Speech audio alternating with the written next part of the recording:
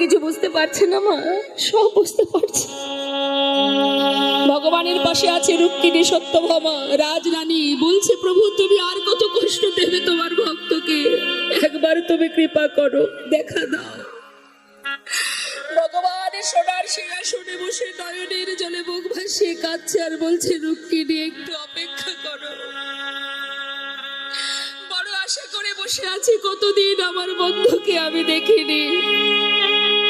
জানো রুক্মিণী, আমার বন্ধু এত পথ যখন হেঁটে এসেছে আর একটু তো আসবেই, তুমি একটু দাঁড়াও, সময় না হলে তো আমি যেতে পারবো না, একটু অপেক্ষা করো, সময় হলেই আমি চলে যাব।